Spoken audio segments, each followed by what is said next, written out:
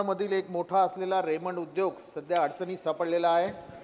या कंपनीतील 1000 पेक्षा अधिक कामगारांनी 21 जुलैपासून ठिय्या आंदोलन सुरू केले आहे। कंपनीसोबत 31 मार्च 2020 रोजी झालेल्या कराराची मुदत संपली आहे।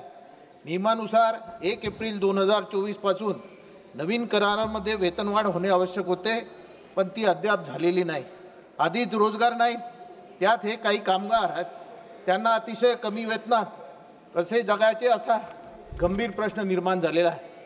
या कामगार कंपनी युनियनला बाजूला ठेवून मान्यता प्राप्त युनियनच्या माध्यमातून निर्णय घेण्याचा प्रयत्न केला आहे। 16 महिन्यापासून वेतनवाढ न करता नवा करार सुद्धा केला नाही। एवढेच नाही तर युनियन कुणालाही विश्वासात न घेता 5 महिन्याआधी कोर्टात केस दाखल करते। न्यायालयीन प्रक्रियेला वेळ लागतो, पण कामगाराचे जीवनमार्ग थांबलेले आहेत। ते रोजच्या गरजा भागवायला असमर्थ झाले आहेत। अध्यक्ष महोदय, कंपनीने कराराचा कालावधी नियमानुसार 3 वर्षात न ठेवता 4 वर्षाचा ठेवला आहे। तो अन्यायकारक आहे। शिवाय या कामगारांना वेगवेगळ्या कारणावरून कारवाई करत आहेत। गेल्या 2 महिन्यात ते 3 वर्षात हजारो कामगारांना सस्पेंड केले आहे। बरेच कामगार घरी बसलेले गेले आहेत, त्यांचा संसार धोक्यात आलेला आहे। ही स्थिती अत्यंत गंभीर आहे। यवतमाळ सारख्या मागासवर्गीय जिल्ह्यात कामगारावर अन्याय होतो आणि सरकार गप्प आहे।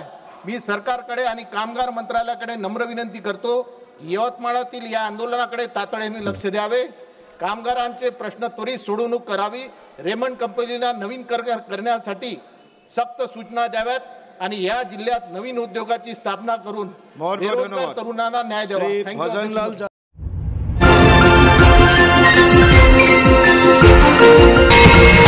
विदर्भ न्यूज मराठी